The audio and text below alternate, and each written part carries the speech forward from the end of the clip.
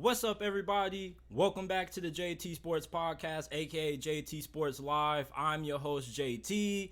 Got a really exciting episode for you guys. We're going to be discussing what teams are the biggest threats to the Kansas City Chiefs and the Philadelphia Eagles in their respective conferences.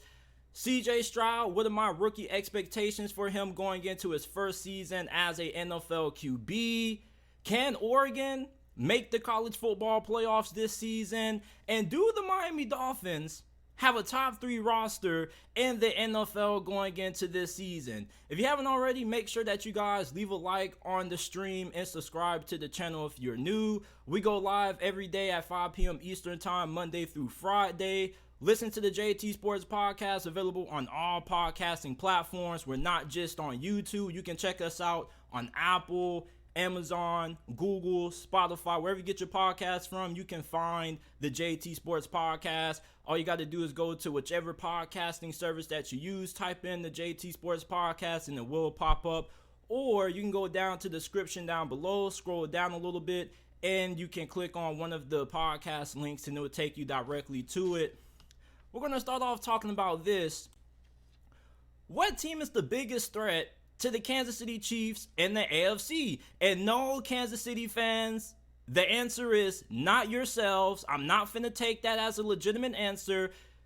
I think that there are 3 teams in the AFC that have a really good chance at being able to knock off Kansas City this year. My first one, you guys already know who I'm going with. The Cincinnati Bengals with Joe Burrow. Y'all boys know I love me some Joe Burrow.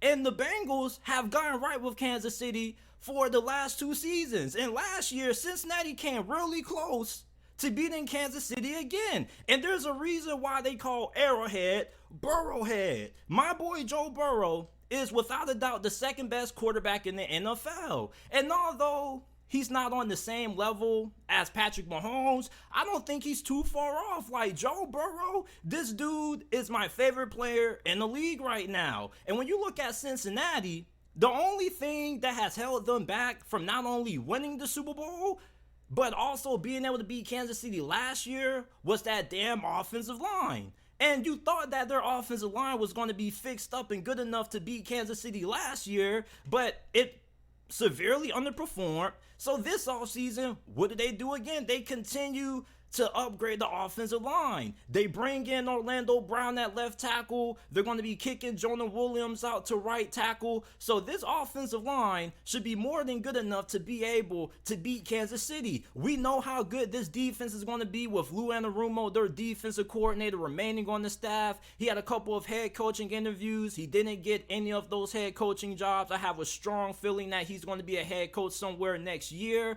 So when you have Lou Anarumo coming back, you know that your defense is going to be able to give Patrick Mahomes and the Kansas City Chiefs offense a lot of problems. Patrick Mahomes, Andy Reid, Travis Kelce always say that Lou Anarumo's defense gives them the most difficult time every single time they play. And if the offensive line ends up finally gelling and coming together, the Cincinnati Bengals probably have the best shot out of all the teams at being able to knock off Kansas City.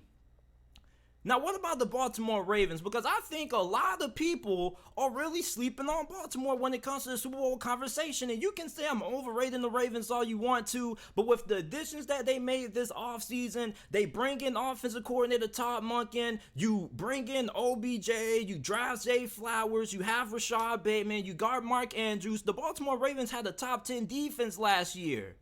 All they needed was for this offense to finally give Lamar Jackson some legitimate weapons in the passing game. And they did that. They also upgraded that offensive coordinator. Todd Monken is going to be able to elevate Lamar Jackson. He is going to unlock Lamar Jackson's full potential. You guys ever watch that episode of Dragon Ball Z when they went to planet, I think it was Namek, with all the green people, and they went to see the Grand Elder, and one of those people put their hands on who it was. I don't remember who it was, but they ended up unlocking somebody's full potential. That's what Todd Monken is going to do with Lamar Jackson.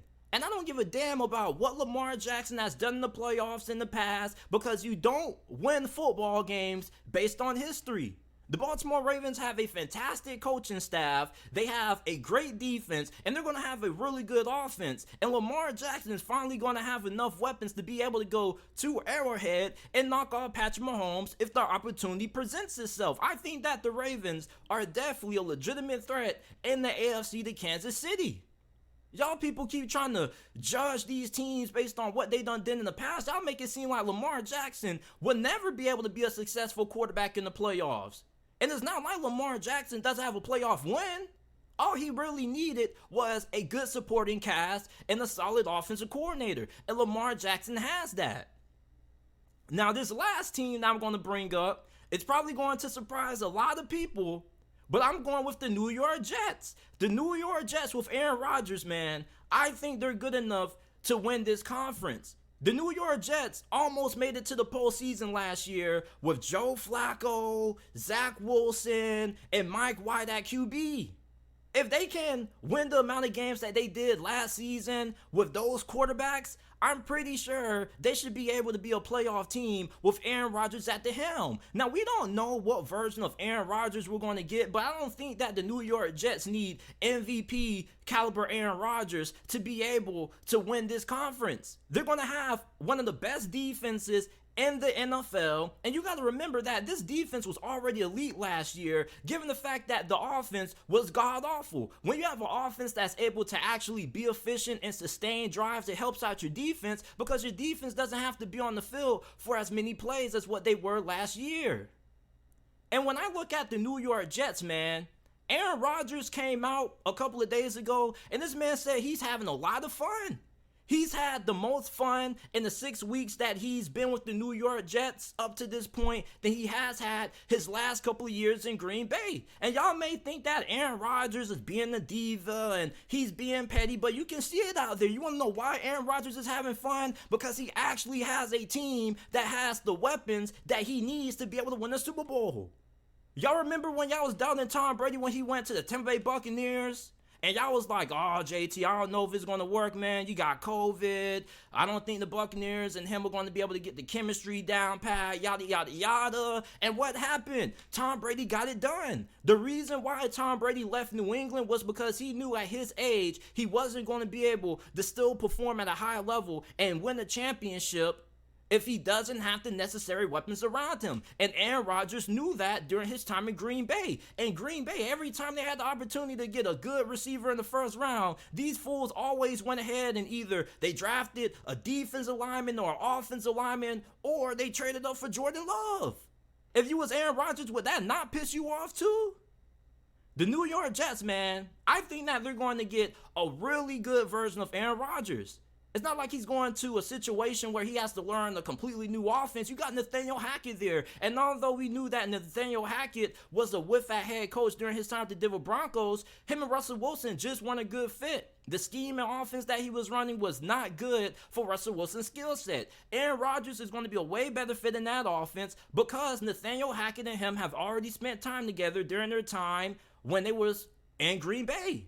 So for Aaron Rodgers, he's pretty much going to be picking up from where he left off, going to the New York Jets, not really having to learn the whole entire playbook. He's going to have a lot of familiarity, and he's going to be really comfortable. The only thing when it comes to Aaron Rodgers is how long is it going to take for him to click with his new receivers. This is one of the most talented teams in the AFC. I mean, they're stacked at receiver. Garrett Wilson, Allen Lazard is a good deep threat. He also can be a really good number 2, number 3 wide receiver at times. The offensive line is pretty good. Let's not forget about Mecole Hardman. I mean, this dude wasn't a jabroni when he was playing for the Kansas City Chiefs. He was actually pretty solid at times. I just feel like he was underutilized at times during his stint with the Kansas City Chiefs. Breece Hall is going to be coming back fully healthy, even though we wonder if this is going to be the same Breece Hall that we saw before he went down with that injury. And then your offensive line is a little bit better than what a lot of people give it credit for, and we already know about what this defense is going to bring to the table.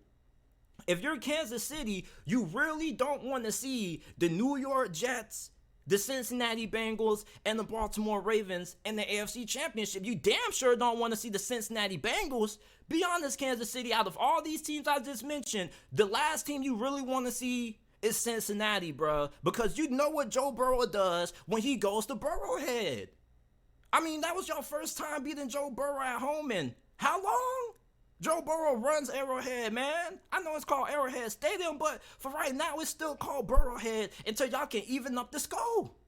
This man Joe Burrow runs Arrowhead, man, and y'all got really lucky last time y'all played Cincinnati. Y'all really did. And Joe Burrow also folded late in that game. But I promise you, you don't want to see Cincinnati in the AFC Championship, and you definitely don't want to see Lamar Jackson. You already got to account for his rushing ability. Now he's going to be able to air the football out because he's going to have an offensive coordinator that's going to have some legitimate passing concepts. That's going to give Steve Spagnuolo's defense some problems. The New York Jets finally got a QB. Y'all better watch out. Now, I'm not going to overlook Buffalo, but I just feel like Buffalo's time has kind of passed, man. Like, I mean, I know Buffalo's going to be in the mix, man, but I don't like Buffalo more than I like the Jets, the Ravens, and the Bengals. I mean, their time passed, man. The AFC has gotten a lot better since the last time we saw Kansas City and Buffalo match up in the postseason. But these are the teams that I think are the biggest threats to Kansas City and the AFC this year. Let's move on to the NFC, man. Who's the biggest threat to Philadelphia? Because a lot of people think Philadelphia is going to go right back to the Super Bowl this year, man. Listen, Philadelphia still has the best roster in this conference. I know they lost a lot to free agency. They lost Javon Hargrave, who went to the damn San Francisco 49ers. Like, oh my God. You just gonna let Javon Hargrave walk out the door and go to San Francisco like they already didn't have a nasty defensive line at first? You got Javon Hargrave and Nick Bosa? You know they gonna be a threat. You know the 49ers going to be there despite the questions that they have at QB. We don't know who the hell is going to be starting. Is it going to be Brock Purdy, Trey Lance, or whoever else? But one thing about San Francisco is that you know that they have a really good roster top to bottom. The offensive line is really good. At receiver, Brandon Ayuk, Deebo Samuel, who had a little bit of a down year last season. And then you got that boy Christian McCaffrey. And then we can't forget about Elijah Mitchell. And Kyle Shanahan, this dude is probably the best play caller in the game right now. And even though they did lose D'Amico Ryans, their defensive coordinator, you know who they have replacing him? Steve Wilkes. You saw what Steve Wilkes was doing there with Carolina last season. Carolina damn near won the division with Steve Wilkes as the interim head coach. He had that defense rolling. And Steve Wilkes is kind of auditioning for an NFL head coaching job because he got a really bad deal when he was briefly the head coach of the Arizona Cardinals. They didn't really give that dude a chance. So the 49ers, they're definitely going to be up there. But the team that I think is a bigger threat to the Eagles and the 49ers, and y'all got to bear with me because y'all about to say that I'm tripping, but I promise you that I'm not tripping. The Seattle Seahawks, bro. The Seattle Seahawks, I've been talking about these boys for the last couple of weeks. They got a squad. Geno Smith, y'all wrote him off. He didn't write back. He was playing at the MVP level last year. These boys had the two best rookie offensive tackles in the league. It's funny how when they trade Russell Wilson, they finally get good offensive line play. They had Abraham Lucas and Charles Cross. Those were the two best rookie offensive tackles in the NFL. And although they did kind of struggle during the second half of last season, for the most part, they had really outstanding rookie seasons. And going into their second seasons, they're going to be even better. And then they drafted Michigan center Alua Timmy, who damn near was the best center in college football last season. He could start. Seattle's offensive line is going to be really good, but you look at the receiving core, oh my God. They already had DK Metcalf and Tyler Lockett. Now you add Jackson Smith and the Jigba in the slot? But that boy is a technician for real. Who's going to be stopping Seattle's offense this year? You got Kenneth Walker, who didn't even start until, week 5 of last year? And you drafted Zach Charbonnet? This offense is loaded. I think that Seattle has a more talented offense than the San Francisco 49ers. And y'all may think I'm tripping, but I promise you I'm not tripping. I really think that Seattle this year has a good enough team to really be able to challenge for the NFC. This defense, not only do they have a lot of talent, but they got a lot of depth. They got pass rushers galore. I mean, we know about Darrell Taylor, Uchenna Nwosu. Both of those guys had 9.5 sacks each last season, but they also have Boye Mafe.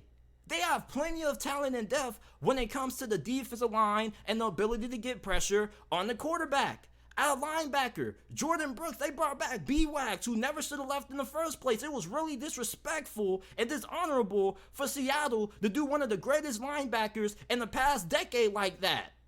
Bobby Wagner, hell, is one of the best players in the history of Seattle. I'm glad they brought him back. But this secondary could be really special this year. Y'all know how much I love Devon Witherspoon when he was coming out of Illinois. I was talking about Devon Witherspoon way before we got to the month of January, bro. I thought that I was going to be one of the only people in the draft community that actually know that Devon Witherspoon was going to be a beast. But everybody else started catching on to him, and it kind of irritated me a little bit. But they drafted him really high, and you're going to be pairing him up with Tariq Woolen, who a lot of Seahawks fans will tell you that Tariq Woolen is better than Sauce Gardner. Now, I think you're tripping if you believe that. I still think Sauce Gardner is that dude, but I do think Tariq Woolen is really good. Sure, and then you got Kobe Bryant. Kobe Bryant, he was a little bit inconsistent last year, but shoot, you look at that secondary, it's going to be really nice. And now, hopefully, Jamal Adams can find a way to piece himself back together and find a way to stay on the field and get healthy again. Now, some people may think Jamal Adams is overrated. I was going back and forth with one of my homeboys. He was like, man, JT, Jamal Adams ain't that good. I was like, man, you tripping. He may not be that good in coverage, but this dude brings a lot to the table in terms of how you can utilize him on your defense. So you look at Seattle, a lot of y'all in the chat, y'all don't think Seattle is a legitimate contender, but I really think that Seattle is going to surprise y'all. I think that Seattle is a dark horse Super Bowl contender. I think that they have a really good roster. Now, the next two teams that I think are going to be able to challenge Philadelphia are going to be the Detroit Lions and maybe the Dallas Cowboys. Now, let me say why I say maybe when it comes to the Dallas Cowboys, because y'all know one thing about the Dallas Cowboys is that it's not a question, are they going to make it to the postseason? We know they're going to make it to the playoffs, but what are they going to do once they get to the playoffs, man? They get to the playoffs and they shit the bed every single time. And then they got rid of Kellen Moore. Kellen Moore is one of the best play callers in the NFL, and I will live and die on that hill that he was scapegoated. Dak Prescott was acting like this dude couldn't read defenses to save his life. You saw what he did against the San Francisco 49ers, man. He sold the game. He sold the game. I know you may be upset with me filming this art, but I'm trying to tell you, bruh. You know Dak Prescott isn't all that reliable when you get to the postseason. Now, Dallas does have a really good roster. I think they have a really good offensive line. You got Tony Pollard, who's going to be a monster. I plan on drafting him in all my fantasy football squads. And that defense with Dan Quinn is going to be amongst the best in the NFL. Dan Quinn, this dude has been coaching his tail off the last couple of years, man. That defense that they assembling in Dallas is looking damn scary. And if Dallas is going to be able to challenge Philadelphia, I think the large reason for that is going to be because of that defense. But offensively, though, you were able to give Dak Prescott some more weapons. Michael Gallup last season was still trying to get back to full health from that injury that he suffered the year before. His play just went automatically down. But you bring in Brandon Cooks. Brandon Cooks, this dude's been passed around more than a freak in high school, but this dude is still the most underrated and underappreciated wide receiver in the league. You watch what he was doing with the Houston Texans the last couple of years. He was pretty much the only weapon that they had on offense. So you give Dak Prescott, CeeDee Lamb, Brandon Cooks, and Michael Gallup is able to be your third option. You got a really good passing attack going into this year if you're Mike McCarthy. But my concerns about Dallas lie with Dak Prescott and Mike McCarthy. One thing about Mike McCarthy, he's going to sell in big games. Now, hopefully that can change this season, but I'm not overlooking Dallas. That's why I had to put them on this list, but I have a question mark around them. Because we know Dallas is going to get you to the playoffs, but when it comes to the postseason, once they get there, they crap the bed 2 times too often. But I really think this year, Dallas actually should be taken seriously. For real. And the Detroit Lions, man. Now, the Detroit Lions, it's really weird talking about the Detroit Lions having the opportunity to win the NFC. These boys been bad for how many decades? And now we're talking about them having a shot at being able to compete with the Philadelphia Eagles, people? The Detroit Lions, Dan Quinn, by their kneecaps. They were the hottest team in the NFL last season. Jared Goff was the hottest QB at the end of 2022. This man went the second half of last season without throwing a single interception. He may be a top 10 QB going into this season. You got Amon-Ra St. Brown. You give them Jahmyr Gibbs? Jahmyr Gibbs with their offensive coordinator Ben Johnson? Ooh, Detroit finna cook this year, people. Detroit's finna cook. You can laugh at me saying they're a contender all you want to, but this team can cook. They got an offensive coordinator that really knows how to scheme things up. With Jahmyr Gibbs, how are you going to game plan for that? This dude, not only is he a really explosive threat every time he touches the ball coming out of the backfield, but you can line him up in the slot. You know Jahmyr Gibbs and Bijan Robinson, who they train with? They train with Dolphi Global down in South Florida. And y'all know I spent a lot of time down there in South Florida. Jahmyr Gibbs is going to be a matchup nightmare. But the biggest question about Detroit is probably going to be that secondary and that defense overall. That defense was abysmal last season, but they made a lot of additions in free agency. Emmanuel Mosley, Cam Sutton that corner. You bring in Chauncey Gardner-Johnson, a.k.a. Deuce Deuce. The Detroit Lions, man, these boys are a legitimate threat. And if you're the Philadelphia Eagles, out of all the teams that you probably don't want to see on this list, you don't want to see the 49ers and the Detroit Lions, because the Detroit Lions, they can score a lot of points on you. And they can do it with pretty much ease. And although Philadelphia still is going to have a really good defense, man, the Detroit Lions, they're legit this year. I know it sounds a little bit odd to be talking about Detroit and this kind of conversation because they've been down for years, but the Detroit Lions are legit. They got a really good squad going into this year, man. So when it comes to the biggest threats to the Philadelphia Eagles in the NFC this year, I got the Seahawks, the 49ers, the Detroit Lions, and the Dallas Cowboys. CJ Stroud, man, y'all boys know I'm effed up about CJ Stroud. CJ Stroud went second overall to the Houston Texans, and there's a lot of debate about if he was even better than Bryce Young. And you pretty much could say it was 1A, 1B, but for the Houston Texans, you are getting an absolute stud at the QB position. This man, CJ Stroud, already has been looking like a seasoned vet so far throughout training camp. This man has already dethroned Davis Mills, just like that. Who's surprised? And when you look at Houston, I think that Houston is going to be a lot better than what a lot of people are giving them credit for. You're going to have an elite defense with D'Amico Ryans being a defensive-minded coach and the young talent that they have on the defense side of football. So if CJ Stroud makes a couple of mistakes, he's going to have a defense that's going to be good enough to bail him out. And offensively, they may not have a lot of big-name talent around him, but I do think they have a good enough amount of talent for him to be pretty effective this year. You got Robert Woods, who, he's pretty much on his last leg of his career. You wonder if he can stay healthy. But you got Tank Dell. Y'all boys know how I feel about Tank Dell. I done made plenty of videos talking about Tank Dell. Him and CJ Stroud already been hitting it off. He's been his go-to target so far. OTAs, him and Tank Dell been getting busy.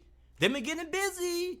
Now, they also have another wide receiver that I'm really high on, and Xavier Hutchinson out of Iowa State. This guy reminds me a lot of George Pickens. So there's some young talent to work with. You also have John Mechie, who still pretty much is going into his rookie season. We can't forget about Dalton Schultz, former tight end for the Dallas Cowboys. He's also going to be really good. You got Dameon Pierce.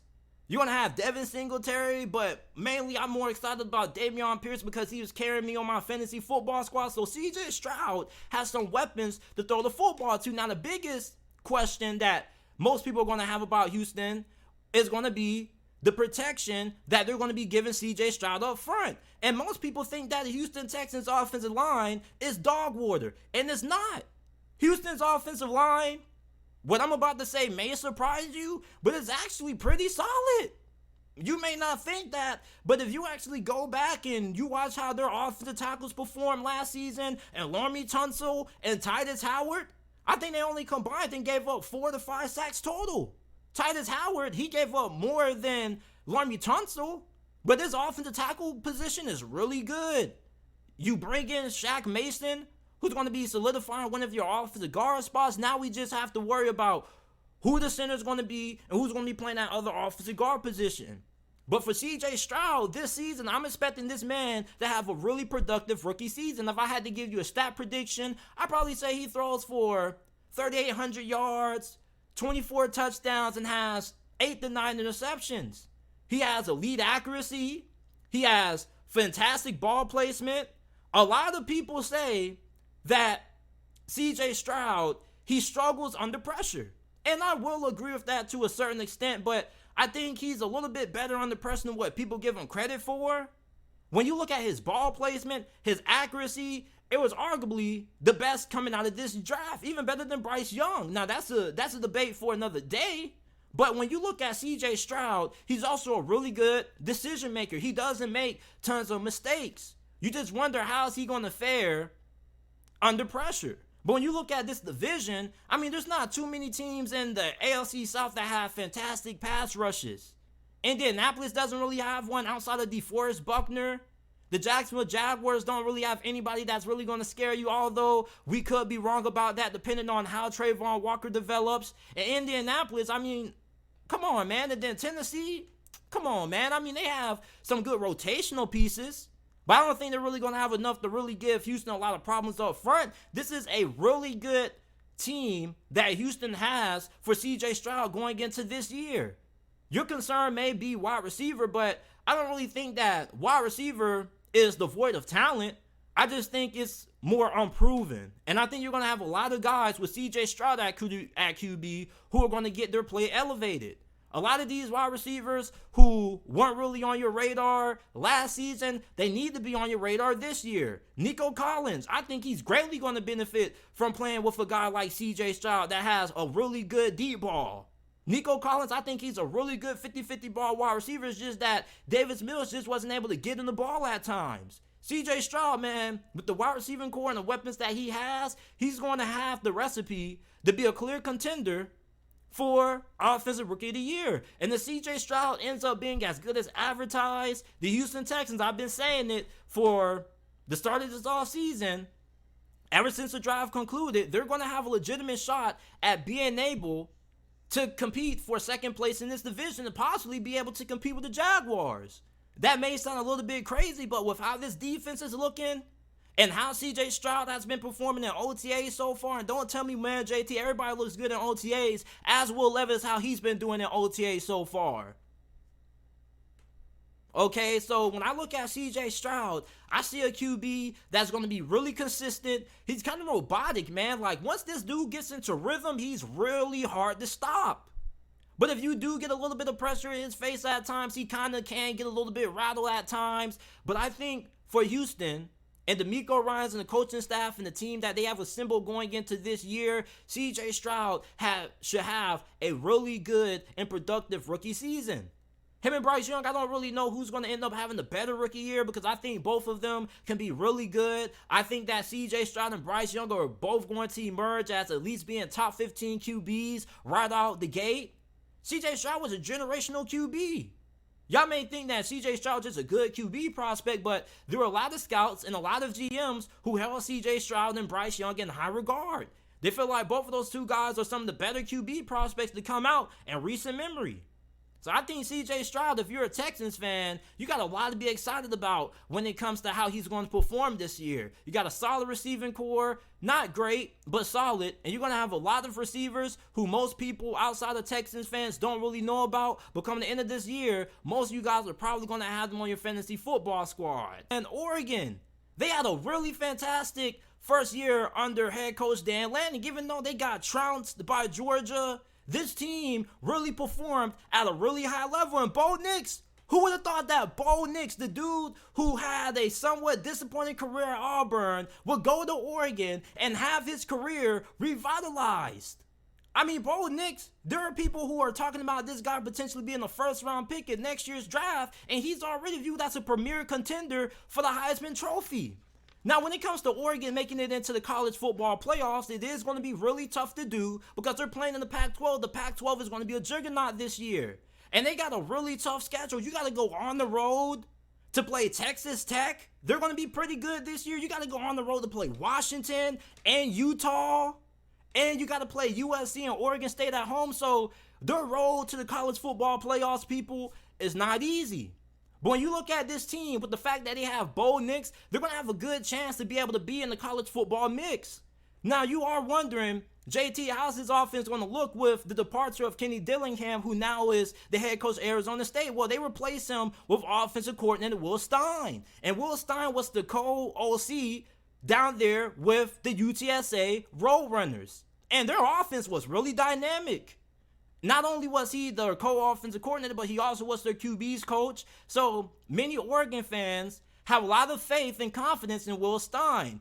Dan Lanning, this is somebody who I think has done a fantastic job at assembling his coaching staff. He's learned under Kirby Smart, who does a really good job at building good coaching staffs. So I trust Dan Lanning's judgment, and I trust that Will Stein is going to have this offense clicking at a really high level. And I think that Oregon's offense is in good hands under Will Stein. The wide receiving core is fantastic, amongst the best in the Pac-12. You got Troy Franklin, who may be the fastest receiver in college football. You got Chris Hudson. He comes back. You got running back Bucky Irvin. This dude was averaging damn near 7 yards per carry last season. Do you know how insane it is to average nearly 7 yards per attempt? Now, if you want to be exact, he has 6.8 yards per carry that he had last year. And then you got Noah Whittington. Now, the question that most people have about Oregon's offense is going to be in the trenches on the offensive line. Now, Oregon, I'm just going to give them the benefit of a doubt, and I think that this offensive line is going to be pretty good. I know when you look at it on paper, it kind of gives you a little bit pause for concern, but Oregon normally recruits the offensive line really well. And normally they do a really good job at developing the offensive line. And even though Mario Cristobal is gone, I still think that there's a good amount of talent on this offensive line for it to be pretty good.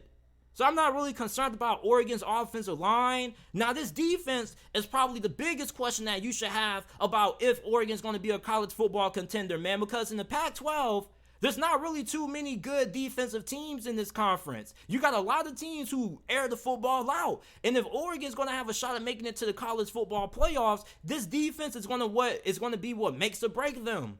You're going to have to play Texas Tech, who's more than capable of being able to put points up on offense. You got to play Washington and Utah. And you saw what Washington did to this offense last season. And then you got to play Oregon State. You saw what Oregon State did to Oregon last year. These boys won the game, and they didn't really need their quarterback to throw the football at all. They were running the ball on Oregon, and they also had some key plays on special teams. So for Oregon, this defense has to be way better than what it was last season. But I think that it will, because Dan Lanning is a defensive-minded head coach who was a defensive coordinator back there under Kirby Smart at Georgia. So if you're a defensive-minded coach, you should be able to elevate the play of your defense. So there's no reason why Oregon's defense should be as bad as what it was last season. And playing in a conference like the Pac-12, you have to be able to slow down these quarterbacks. You're going to be going against Michael Penix, Caleb Williams, Shedeur Sanders, Cam Ward. These are some of the better quarterbacks in college football who are more than capable of being able to dissect your defense if you don't have a good secondary. Now, they did hit the transfer portal pretty hard. They do have a good amount of returning production coming back on defense. I think their defensive line looks pretty good. They got edge rusher Jordan Burch from South Carolina. Dan Lanning and this Oregon coaching staff have been raving about his performance during spring practice. You got cornerback Kyrie Wilson, who transfers from Alabama. I don't know how many of you guys remember, but he was the number one JUCO prospect coming out of 2021, and he didn't really play that much for Alabama outside of special teams. He's going to be pretty good this year. You also have Evan Williams, who is a transfer from Fresno State. He was one of the better defensive backs coming out of the Mountain West Conference. This is a really good Oregon team, and can they make it to the college football playoffs in 2023? I think they have a fantastic chance. When you talk about teams who a lot of people like to make it to the college football playoffs out of the Pac-12, most people are going to tell you USC and Washington and possibly Utah, but I really like Oregon to be that second team right behind Washington. I do like Caleb Williams and USC, but I don't really know how their defense is going to look. And if I had to put more faith in Oregon's defense than USC's defense, I will, just for the simple fact that Dan Lanning is a defensive-minded coach and Alex Grinch isn't really a good defensive coordinator. So I think for USC, yeah, they're going to be able to score a lot of points on offense, but who can't score a lot of points on offense in this conference? This conference is going to come down to what team can get the best performance out of their defense. And I think the two best defensive teams in this conference that have the best shot at being able to compete for the Pac-12 is going to be Washington and Oregon. And for USC, defensively, I just don't know if it's going to be good enough to get them in that conversation. You got Caleb Williams, so you're going to have a phenomenal offense, but I don't know about that defense. I have way more faith in Oregon's and Washington's defense going into this year than I do USC. This is not a conference that you're going to be able to win just outscoring everybody. Eventually, you're going to have to get some stops on defense, or you're going to hope that your offense has a chance to win the game. But even then, I really think that Oregon has a strong chance to make it to the college football playoffs. Your only concerns are going to be how is that defense going to perform? And I think it should perform at a pretty high level with Dan Lanning being a defensive-minded coach. He should be able to get the most out of that defense. And Dan Lanning is a pretty damn good coach. I don't think anybody expected Oregon to have as good as the season that they had under him in year one. And going into year two with a good amount of production coming back on that defense, and you add some talent in the transfer portal, Oregon should have a defense that's good enough to help them compete for the Pac-12 championship and possibly make it to the college football playoffs. Now, if I had to give you a definitive yes or no answer, do I believe Oregon will make it to the college football playoffs? I probably would tell you no. Simply for the fact that I like the Washington Huskies a little bit more than I like Oregon. Washington has a squad this season. They have one of the best teams in college football. They have several guys who are going to be drafted highly in next year's NFL draft. And for Oregon, yeah, I do think their defense is going to improve, but overall, I just think that Washington has the most talented team in the Pac-12 going into this season. But I do think that Oregon has a pretty good chance of being able to make it to the college football playoffs. It just all depends on how improved that defense is going to be, and is that offensive line going to be good enough to step up and still give you the same production that you have had at that position for the past couple of years. So, I was reading the comments of my recent video that I did about the Miami Dolphins. And I said that the Miami Dolphins were dark horse Super Bowl contenders going into this season. And there were a lot of Dolphins fans who said that they're not just dark horse contenders, but they are legit Super Bowl contenders. And I said legit Super Bowl contenders. I mean, you mean to tell me that Tua Tagovailoa is going to be able to stay healthy, that the offensive line is going to perform at an elite level? And I ended up going back and forth with one of these guys in the comment section, and he says that, I guess he's a Dolphins fan, Junior Cruz 3866 says that you can't be a dark horse Super Bowl contender when you have one of the top three most talented rosters in football, which Miami has. Miami ain't no dark horse. They're a Super Bowl contender if they're mostly healthy. Now, I'm sitting here reading this just a little bit apart. I'm like, what? Miami has one of the top three most talented rosters in the NFL. So you know what I clapped back and said? I said that they aren't favorites to win the division. As a matter of fact, they're third behind the Bills and the Jets to win the AFC East. And they're tied with the Ravens for the fifth best odds to win the AFC. I'm going by odds, and the Dolphins do not have a top three roster in the NFL when they have questionable offensive line play, and they aren't better than the Bengals, the Ravens, the Chiefs, the Eagles, the 49ers, the Seahawks, or even the Cowboys. Now, the reason why I go off odds is because y'all got to know that I bet on this stuff. I bet on over-under win totals, and I also put a lot of money on futures bets. So that's why when I come to analyzing and judging teams based on if they're overrated, underrated, I normally go by Vegas odds. So that's why I always normally refer to the odds when I'm addressing if a team's underrated or overrated. And then he claps back and says, JT Sports, you go by the odds? Why? Them stupid odds don't mean shit anyway. The Seahawks? And he puts a lot of laughing emojis. I'm effing dead, yo. You really just said the Seahawks are better than the Dolphins? Yes, fool.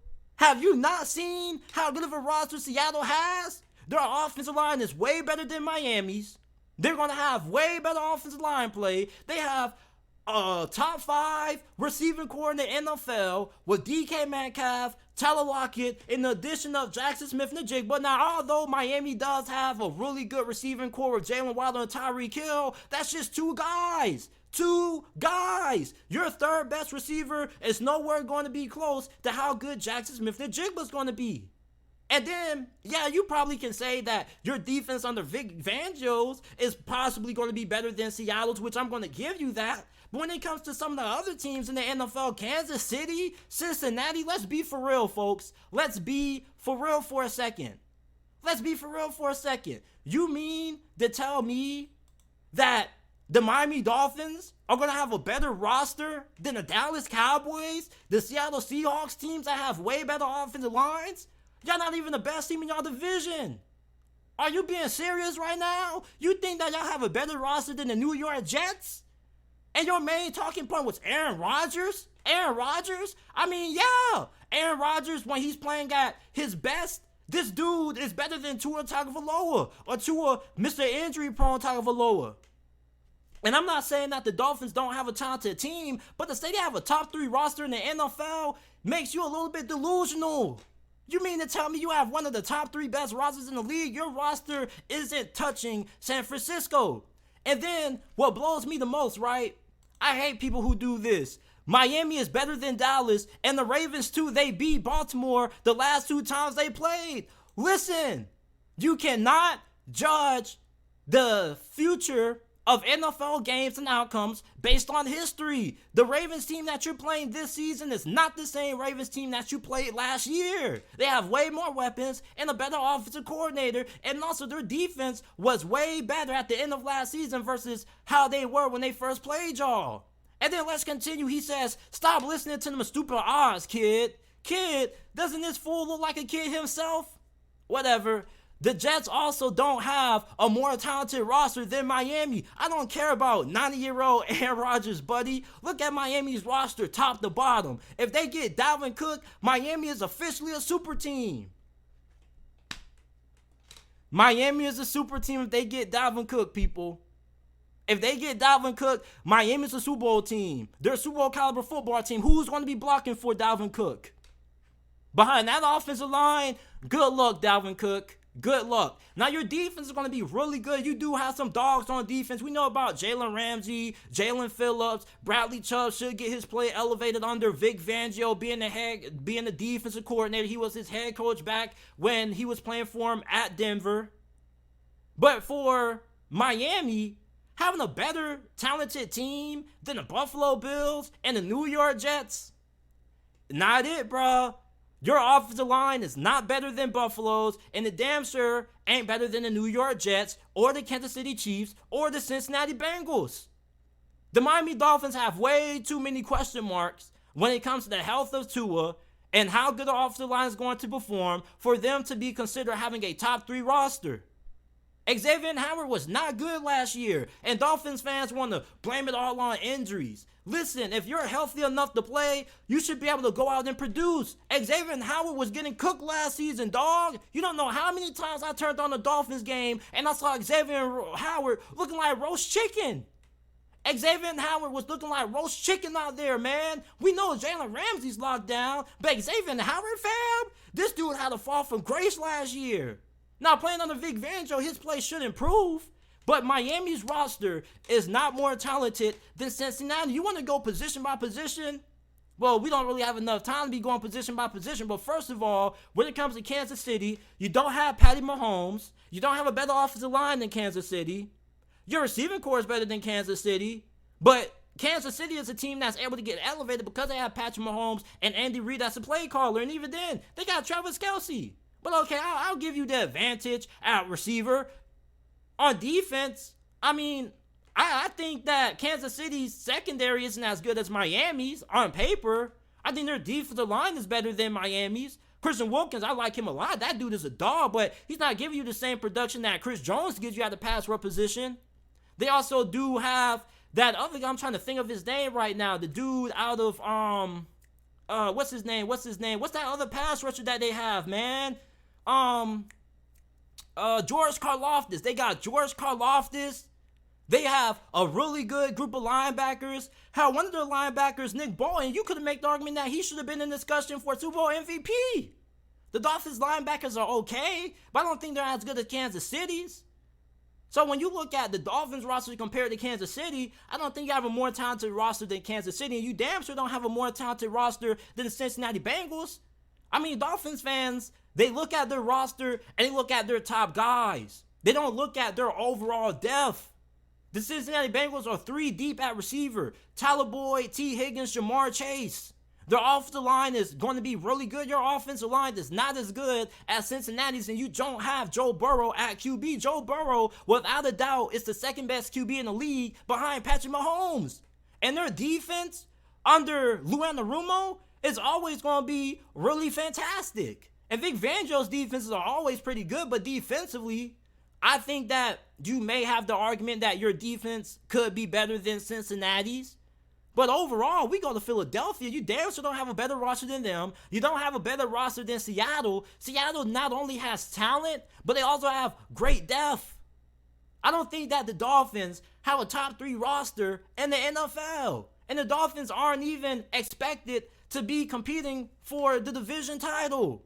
They're probably going to be in 3rd place. They still are going to be able to make it to the postseason, but I don't think they're going to be able to knock off Buffalo. Did you not see how Tua Tagovailoa played in big games last season? Did you not see how Mike McDaniel's offense got figured out against Brandon Staley, the 49ers? I mean, come on. Like, Dolphins fans, listen, you have reasons to be optimistic this year. You do have a shot at winning the Super Bowl, but to say that you have a better chance at winning the Super Bowl than Kansas City, Cincinnati, and saying that you have a top 3 roster in the NFL makes you sound really delusional. Really delusional. I mean, you have 2 really good receivers. You're not 3 deep at receiver like Seattle, Cincinnati, and some of the other teams that are better than you in this division or in this conference. I mean, the New York Jets, they have Garrett Wilson, Alan Lazard, Mecole Hardman. I mean, yeah, your receiving core with Waddle and Hill is better, but you don't have more depth. That's really what it comes down to. You guys are just looking at your top starters. You're not really taking a deep look into your overall depth. The Miami Dolphins offensive line is amongst the worst in the NFL. You signed, did this guy say they signed Isaiah Wynn? Isaiah Wynn? He said they signed Isaiah Wynn. No way he said they signed Isaiah Wynn, bro. No way. Did he say they signed Isaiah Wynn? I gotta see this. I have to see this because I know this dude said something about them signing Isaiah Wynn. Yeah, and the offensive line improved it too with Isaiah Wynn. Are you serious? Are you serious right now? Y'all signed Isaiah Wynn? Isaiah Wynn? That dude is a reclamation project. Outside of Teron Armstead at left tackle, the majority of your offensive linemen, you're banking on potential and development. Potential and development doesn't win you championships. Isaiah Wynn, there's a reason why New England didn't bring him back. If Isaiah Wynn was good, do you think New England would let him walk out of Foxborough? I know New England doesn't really pay a lot of money to keep guys around, but they always put a lot of emphasis on keeping the offensive line up to snuff and the defensive line up to snuff. Isaiah Wynn is not that good. He's coming off the worst season of his career. Come on, man. Come on. Be real. I like the Dolphins. Like I said, y'all are dark horse Super Bowl contenders. Y'all have way more questions than teams like Kansas City and Cincinnati. But to say that you have a top 3 roster in the NFL, bro, you tripping. You tripping hard. This is it for this episode of the JT Sports Podcast. I appreciate you guys for tuning in. If you enjoyed this episode of the podcast, leave us with a 5-star review. We would greatly appreciate it. All you got to do is go down to the description down below, scroll down. You'll see all our podcast links. Give us a 5-star review on Apple and Spotify if you want to help support the channel. Like the stream, subscribe to the channel. We go live every day, Monday through Friday at 5 p.m. Eastern Time. Occasionally, we will do a call-in show, which I will have one coming soon. But I appreciate you guys for listening to this episode, and I'll see you guys tomorrow with another episode of the JT Sports Podcast.